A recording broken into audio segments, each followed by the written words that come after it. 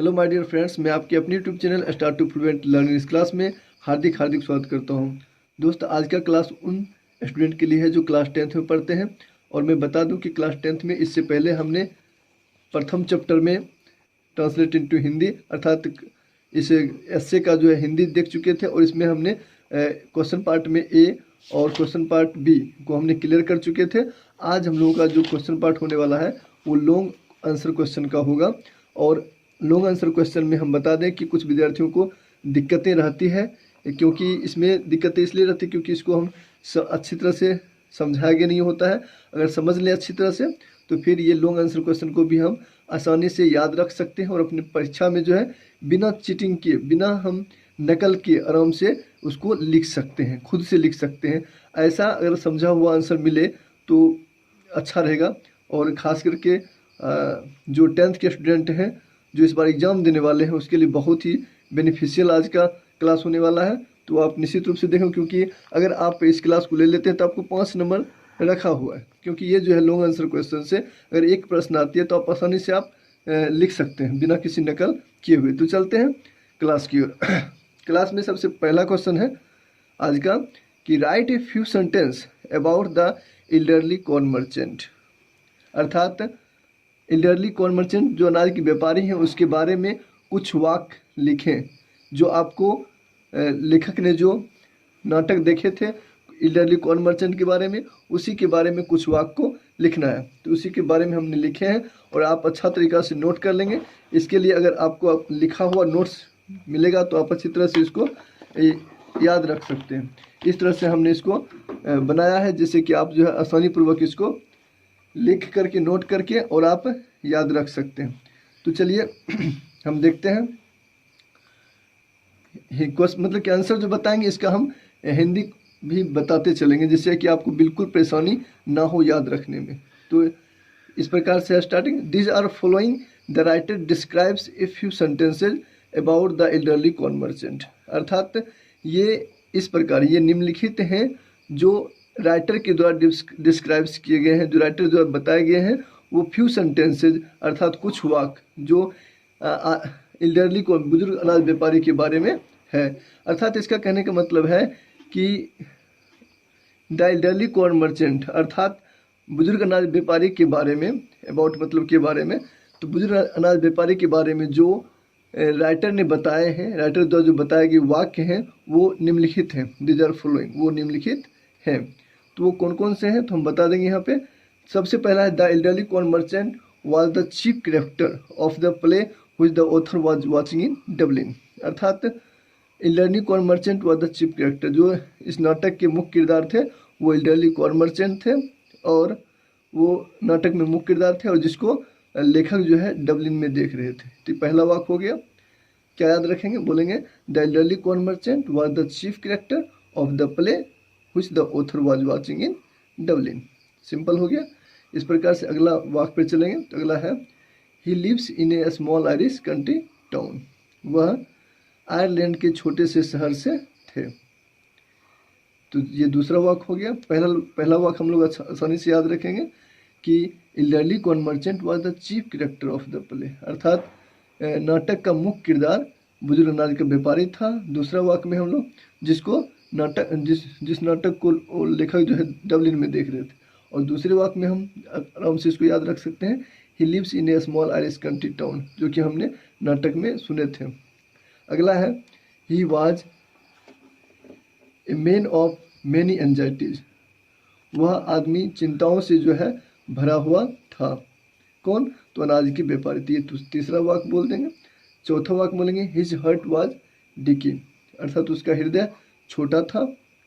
पांचवा वाक्य में बोलेंगे his Neiphiu was cheating him, उसका भतीजा उसे ठगता था। ये सब आसान रूप से आपको याद रख सकते हैं क्योंकि हमने ऐसे में देखे थे। बहुत ही इजली वाक्य है, इसको आप याद रख सकते हैं अपने कॉपी में नोट करके। और इसे आप सब दिन मतलब जब तक आपको परीक्षा हॉल तक आपको याद रखनी है। अगला है कि his wife spend 10 pound on A holiday, अर्थात उसकी पत्नी जो है 10 पाउंड तक खर्च करने की अद्भुत इच्छा रखती थी। उसका पत्नी जो है प्रत्येक छुट्टी के दिन 10 पाउंड खर्च करने की अद्भुत इच्छा रखती थी, जो हमने एस्से में देखा था। तो ये आपका इस प्रकार से पहला का क्वेश्चन आंसर हो गया। आप अच्छी तरह से नोट करके ये 6 पॉइंट आप लिख देंगे तो इस क्वेश्चन का आंसर, पहला लॉन्ग आंसर क्वेश्चन हो गया इस प्रकार से। अगले हम लोग आंसर पर चलें तो उससे पहले हम क्वेश्चन को समझना चाहेंगे। चलिए क्वेश्चन को हम लोग एक बार देख लें, पहले समझ लें, उसके बाद फिर इसके आंसर को देखते हैं। तो इसके दूसरा क्वेश्चन है इस प्रकार से, they tell me there's an aeroplane now that goes at 1000 miles an hour. अर्थात एक हवाई जहाज 1000 मील प्रति घंटे की रफ्तार से चलती है। नाउ डेट टू फास्ट, अब यह तो बहुत तेज है। ऐसा किनका कथन था? तो ऐसा एल्डरली कॉर्न मर्चेंट का कथन था। तो यही बात पे क्वेश्चन कह रहा है कि what light does the remark of the corn merchant throw on the fast life today. मतलब आज के तेज जीवन पर उनके द्वारा कही गई बातें किस प्रकार, लाइट मतलब प्रकाशित करता है, उनके द्वारा जो यह बातें कही गई थी आज के तेज जीवन पर किस प्रकार प्रकाशित करता है, उसका आंसर देना है। तो चलते हैं आंसर की ओर।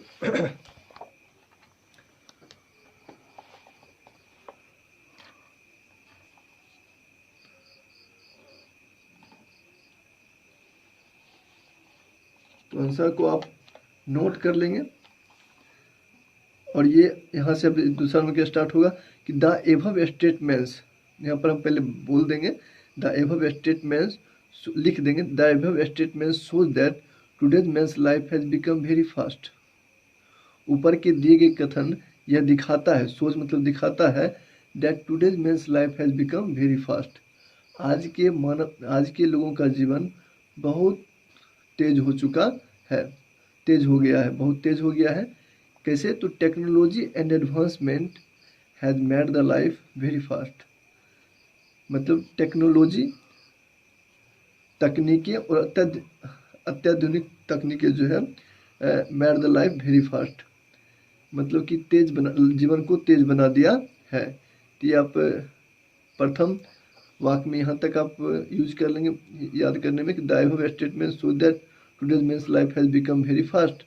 अगला हो जाएगा technology and advancement has made the life very fast, मतलब कि तकनीकी और अत्याधुनिक चीज़ों ने मानव के जीवन को बहुत तेज बना दिया है। जैसे कि हो गया आज का मोबाइल, जैसे हम लोग आज गांव से शहर तुरंत बात कर लेते हैं, तो ये एडवांस टेक्नोलॉजी जो है मानव को तेज बना दिया है। अगला है all want to achieve more and more in leisure time. अर्थात आदमी जो है कुछ समय में ही लेजर टाइम, कुछ समय में ही अधिक से अधिक पाने की चाहत रखते हैं।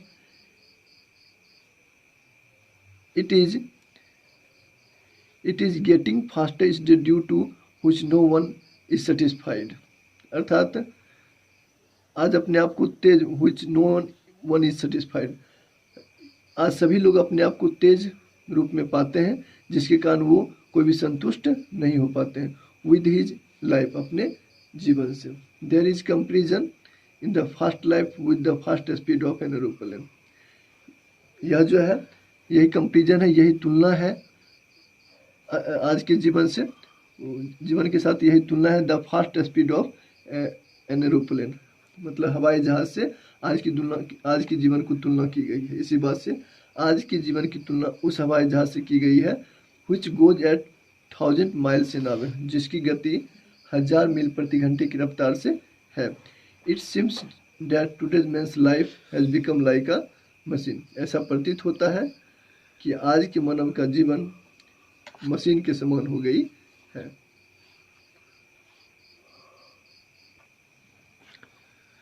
तो हेलो, तो आप लोग अभी तक जो है सेकंड नंबर तक आपने देख चुके हैं, आप अच्छी तरह से नोट कर लेंगे। अब हम लोग थर्ड नंबर क्वेश्चन की तरफ चलते हैं। तो थर्ड नंबर में है इस प्रकार से कि what sort of excitement do we have today which our ancestors lacked. अर्थात आज हमारे पास कौन सी ऐसी उत्साह वाली चीज़ है, एक्साइटमेंट, सॉर्ट ऑफ एक्साइटमेंट, कौन सी ऐसी उत्साह वाली चीज़ है जो हमारे पूर्वज के पास नहीं थी, जो हमारे पूर्वज के पास लैक्ड मतलब नहीं थी। इज इट एन एडवांटेज और ए डिसएडवांटेज? यह हमारे लिए लाभ है या हानि है? इसका इसका जवाब देना है इसमें। तो आज हमारे पास क्या चीज़ है जो सॉर्ट ऑफ एक्साइटमेंट, मतलब आज हमारे पास क्या चीज़ है जो उत्साह उत्साह वाली चीज़ है? तो इसका हम आंसर देंगे जो हमारे इंस्ट्रक्टर्स के पास नहीं थी, पूर्वज के पास नहीं थी, तो वो रैपिड स्पीड ऑफ लाइफ, हम लोग के जीवन की जो तेज गति है। तो तीसरे नंबर में जो कहा जा रहा है, इस प्रकार से क्वेश्चन है कि what sort of excitement do we have today which our instructors lacked? आज हमारे पास उत्साह की क्या चीज़ है, उत्साह की क्या चीज़ है जो हमारे इंस्ट्रक्टर्स के पास नहीं थी, पूर्वज के पास नहीं थी? इज इट एन एडवांटेज और ए डिसएडवांटेज? ये हमारे लिए लाभ है या फिर हानि? तो चलिए इसका आंसर जानते हैं। तो इसमें आंसर इस प्रकार से हम लोग देंगे कि we feel today is the excitement of rapid speed of life. पहले यहाँ तक समझ लेते हैं। तो इसका मतलब हो गया कि आज हम लोगों के पास जो है जीवन के तेज गति, जीवन के तेज गति की उत्साह है, मतलब कि आज हम लोग जीवन को तेज गति के रूप में जीते हैं, ये हमारे लिए उत्साह है जो हमारे एंसेस्टर्स के पास नहीं थी। जैसे कि today we have fast speed of machine, आज हम लोगों के पास तेज गति की मशीन है, एंड एडवांस टेक्नोलॉजी और अत्याधुनिक चीज़ें हैं, कुछ make our work is easy and saves time, जो हमारे वर्क को आसान और हमारे समय को बचत करते हैं।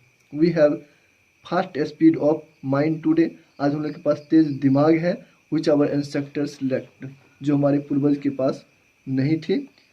It is advantage and also disadvantage, हम कह सकते हैं यहाँ पे कि it is advantage and also disadvantage, यह हमारे लिए लाभ भी है और हानि भी है।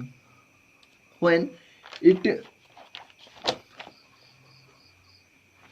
it comes to do any work with fast speed in less time, जब हम काम को कम समय में आसानी रूप से कर पाते हैं तो यह हमारे लिए it seems to be an advantage, तो हमारे लिए लाभ प्रतीत होता है। इट सिम्स, यहाँ पर सिम्स लिखना, it seems to be an advantage, तुम्हारे लिए ये लाभ प्रतीत होता है। But when we see the accident, लेकिन जब हम दुर्घटना होती है जब इससे, एंड इंजुरीज या फिर चोट लग जाती है, occurred by it and injuries occurred by it, it seems to be a disadvantage, तो हमारे लिए यह हानि है।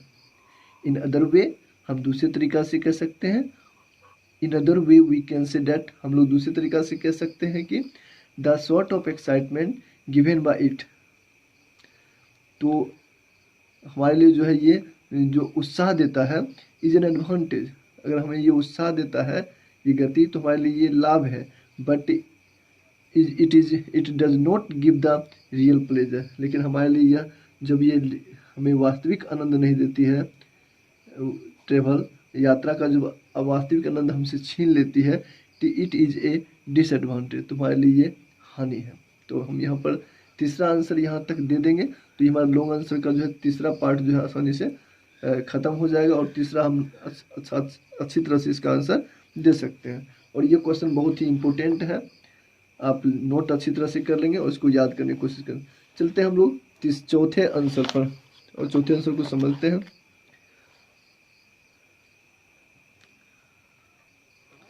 तो हम लोग फाइनली चौथे आंसर को देखते हैं। चौथा क्वेश्चन पहले देखते हैं। क्वेश्चन में कहा जा रहा है कि who are taken to be slow thinkers, आप धीमी सोचने वाले किसे कहेंगे, धीमे सोचने वाले कौन है?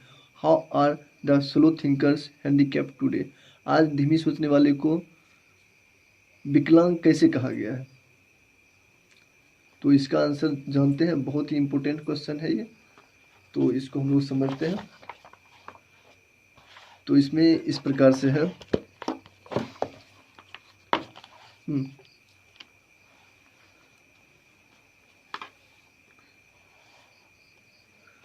तो इसमें देख सकते हैं इस प्रकार से, the person whose mental activities do not follow the speed of machines are taken to be slow thinkers, अर्थात वह व्यक्ति जिसका मानसिक गतिविधि do not follow the speed of machines, अर्थात मशीन की गतिविधि को पालन नहीं करता है are taken to be slow thinkers.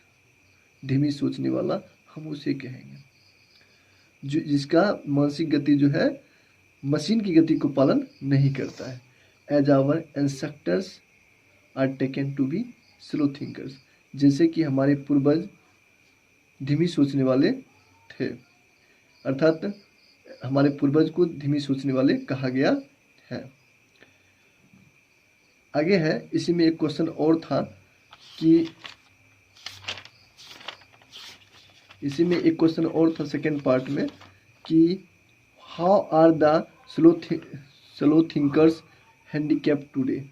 आज धीमी सोचने वाले को विकलांग कैसे कहा गया है, तो इसका आंसर जानते हैं।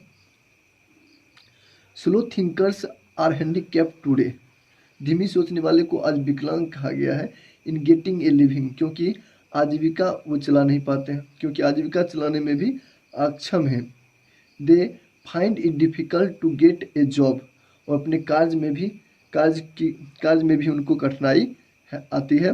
Because they do not adjust to the fast speed of life, क्योंकि आज वे, यहाँ से आप नोट कर लेंगे अच्छा तरीका से, यहाँ से हमने लिए हैं बिकॉज, अगला वाक्य यहाँ से हो जाएगा। Because they do not adjust to the fast speed of life in comparison with others, क्योंकि आज दूसरे की तुलना में वो कहीं ना कहीं उनका गति जो है वो अपनी गति को ठीक तरह से एडजस्ट नहीं कर पाते हैं। ADJUST एडजस्ट ठीक तरह से रख नहीं पाते हैं, इसलिए कहीं ना कहीं वो अपने कार्य में भी उनको कठिनाई महसूस होती है। इस प्रकार से धीमी सोचने वाले को हैंडीकैप्टेड माना गया है।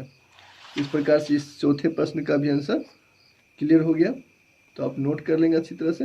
अगला नंबर हम लोग 5वें प्रश्न पे चलते हैं कि 5वें प्रश्न में क्या कहा जा रहा है, और इसको आप अच्छी तरह से जरूर नोट कर लें, क्योंकि ये सारे प्रश्न जो है इम्पोर्टेंट हैं, इसमें से आपको प्रश्न रहती है। आगे 5वां नंबर कहा जा रहा है कि what enlightenment does the writer seek from his wife, अर्थात लेखक अपनी पत्नी से क्या जानना चाहता है। तो हमने यस्य में क्या देखा था, अपनी पत्नी से वह क्या जानना चाह रहा था। व्हाट, वही बात को हम यहाँ पर वर्णित करेंगे। What does it suggest about the plight of modern man, और आधुनिक आदमी के कष्ट के बारे में वो क्या सुझाव देते हैं, सजेस्ट क्या सुझाव देते हैं, उसको भी जानते हैं इसी प्रश्न में। इसका उत्तर है इस प्रकार से कि the writer wanted to know about a girl, लेखक जानना चाहते हैं एक लड़की के बारे में, whether she was the same girl whom they had seen in the beginning, she was the same girl, क्या वह लड़की वही लड़की है जिसको हमने बिगिनिंग शुरुआत में देखा था। लेखक यहाँ ये जानना चाह रहे थे।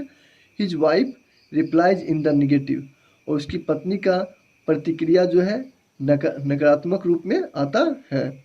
शी एड्स दैट, वह आगे कहती है उसकी पत्नी, there are 3 girls in the film, इस फिल्म में 3 लड़कियां हैं। He may call them A, B and C, आप उसे A, B और C कह करके बुला सकते हैं। इसमें वो उसकी पत्नी सुभिस्ता के लिए उसको कहते हैं कि आप उसे A और B और C कह करके पुकार सकते हैं। The hero is going to fall in love with girls B, C, A in that order, अर्थात हीरो जो तीनों लड़की के प्यार में पड़ेगा क्रम से B, C, A, अर्थात the hero is going to fall in love, अर्थात हीरो जो है तीनों लड़की के प्यार में पड़ेगा with girls B, C, A in that order, अर्थात हीरो जो है तीनों लड़की के प्यार में पड़ेगा विद गर्ल्स, तीनों लड़की के साथ प्यार में पड़ेगा B, C, A in that order, जो कि क्रम से होगा, पहले B से, फिर C से, फिर A से प्यार होगा, तीनों लड़की के प्यार में पड़ेगा। गिरेगा या नहीं पड़ेगा वही बात हुआ, क्योंकि ये जो है फॉल मतलब होता है गिरना। तो इस प्रकार से हमने इसमें देख लिया यहाँ तक कि ये इनके वाइफ के द्वारा बताई गई बातें थी। और अब यहाँ पर जो है लेखक जो है मॉडर्न मैन के बारे में क्या सुझाव दिए हैं, उसके अगले पार्ट में जो क्वेश्चन था उसका अब आंसर यहाँ से आप पैराग्राफ चेंज करके लिख लेंगे। It is very well suggest the plight of the modern man, अर्थात वह जो है वेरी वेल अच्छी तरह से सुझाव देते हैं आधुनिक आदमी के कष्ट के बारे में। क्या सुझाव देते हैं? तो he is not able to understand, वह जो है वह समझ नहीं पाते हैं, वह जो है समझने में योग्य नहीं हो पाते हैं हिज सराउंडिंग, अपने आसपास के वातावरण को वह समझने में योग्य नहीं हो पाता है अच्छी तरह से। ही इज टू इन्वॉल्व, जबकि वह इन्वॉल्व है, वह से जुड़ा हुआ है इन द सराउंडिंग, अपने सराउंडिंग से, but he is not able to understand, फिर भी जो है वो अपने अंडरस्टैंड नहीं हो पा रहा है, योग्य नहीं हो पा रहा अपने आप समझने में, because of his slow thinking speed, क्योंकि उसकी जो है धीमी गति की सोच है, इस वजह से वह समझने में योग्य नहीं हो पा रहा है। तो इस प्रकार से हमने देखा ये 5वां का आंसर आप नोट कर लेंगे अच्छी तरह से। अगर इसमें जो भी आपको प्रॉब्लम हो वो आप कमेंट करके बता सकते हैं, हम आपकी प्रॉब्लम को जरूर देखेंगे। लेकिन अगला क्वेश्चन की तरफ चलते हैं। फिलहाल ये वीडियो जो है लंबा हो चुका है, लेकिन फिर भी जो है हमने इसमें 6 प्रश्न, सारे प्रश्न को कवर करने की सोची है, और आपको हम सारे प्रश्न का आंसर जो है कवर इसी वीडियो में कर रहे हैं, और आप अच्छी तरह से इसको नोट करेंगे। जो भी प्रॉब्लम हो बताएं, फिर से शेयर कमेंट में करें, आपको हम फिर से इस बात को अच्छा से बना के देंगे। अगला इसमें कहा जा रहा है कि 6 नंबर में summarise the central idea of this essay. इस एसे के मुख्य बिंदु पर चर्चा करें। समराइज मतलब कि चर्चा करें, इस निबंध के मुख्य बिंदुओं पर चर्चा करें। तो क्या है इसका मुख्य बिंदु, हम लोग देखते हैं। इस पूरे एसे का जो है मुख्य क्या क्या बिंदु था, क्या बातें मुख्य बिंदु था, उस पर हम लोग चर्चा करने वाले, जो कि VVI है। बहुत ही वेरी इंपॉर्टेंट क्वेश्चन है ये, तो आप जरूर अच्छी रूप से ये इसको नोट कर लेंगे और समझ लेंगे। तो इस एसे में क्या कहा, इन दिस एसे, इस निबंध में द पेस फॉर लिविंग, जिसका नाम है इस निबंध का द पेस फॉर लिविंग, जीवन की जीने की गति, इलुस्ट्रेट्स दिखाता है the activities and struggles of modern life. Activities क्रियाकलाप और संघर्ष, आधुनिक आदमी के क्रियाकलाप और संघर्ष को दिखाता है। इसका वाक्य यहाँ तक है, in this essay the pace for living illustrates the activities and struggles of modern life. This story explains, इस कहानी में विस्तार किया गया है the plight of modern man, आधुनिक आदमी के कष्ट के बारे में, who is not able to understand and maintain his thinking ability, जो अपने आसपास को सही ढंग से समझ नहीं पाते हैं और अपने थिंकिंग को, सोच को जो है सही रूप से मेंटेन नहीं रख पाते हैं। उसकी एबिलिटी इस प्रकार से है, जो दूसरे की अपेक्षा जो अपने थिंकिंग को सोच नहीं पाते हैं, तो वो इस प्रकार से स्लो थिंकिंग स्पीड के बारे में बताया गया है। और वो बताते हैं कि he finds himself in the hopeless fog, वह अपने आप को आशाहीन धुंध में पाते हैं इन मेनी सिचुएशन। कौन? तो जो धीमी सोच के व्यक्ति होते हैं, इन मेनी सिचुएशंस, सभी स्थिति में अपने आप को आशाहीन धुंध में पाते हैं, अर्थात वे दूसरे से कोई भी चीज़ जानने की इच्छा रखते हैं, खुद से जो है कोई चीज़ उसको जो है समझ नहीं पाते हैं, तो वो इस प्रकार से धीमी सोचने वाले बताते हैं। एवरीबॉडी चीट्स हिम, अर्थात प्रत्येक व्यक्ति से जो वह ठगाता रहता है, उसे ठगता रहता है, क्योंकि वो धीमी सोचने वाले होते हैं। And he only cries on his situation, और वह पूरी सिचुएशन, अपनी पूरी स्थिति में जो है सिर्फ क्राइज चिल्लाता है। And six others help of doing his work comfortably, और अपने वर्क को करवाने के लिए जो है वह अदर्स से, दूसरे से हेल्प लेता है, लेकिन वह खुद से अपने आप को आरामदायक रूप से कोई काम को कर नहीं पाते हैं। ऐसे वे बताते हैं धीमी सोचने वाले ऐसे होते हैं। He is unable to earn his living, वह अपने जीविका चलाने में भी अक्षम होते हैं, अनेबल होते हैं, अयोग्य होते हैं। Because he can not think as fast as others, क्योंकि वह, उसका वजह है कि वह जो है दूसरे से कहीं ना कहीं दूसरे से तेज सोच नहीं पाते हैं। तो इसका इन्हीं बिंदुओं पर चर्चा की गई है, जो इस ऐसे का मुख्य बिंदु था। तो चलिए यहाँ तक आप नोट कर लेंगे और इसको याद रखने की कोशिश करेंगे। फिलहाल फिर मिलते हैं दूसरे वीडियो क्लास में, इससे अच्छे और अच्छी तरह से सुदृढ़ करके क्लास फिर लाएंगे। और आप जो है यहाँ तक, जहाँ तक आपने देखे इसको आप नोट कर लेंगे। अगर इसमें प्रॉब्लम हो तो आप जरूर से बताइए, फिर से इसको बनाया जाएगा। चलिए इसी के साथ मैं अपनी मॉर्निंग को बेंड ऑफ करता हूँ। So thank you very much, all the best, have a nice day.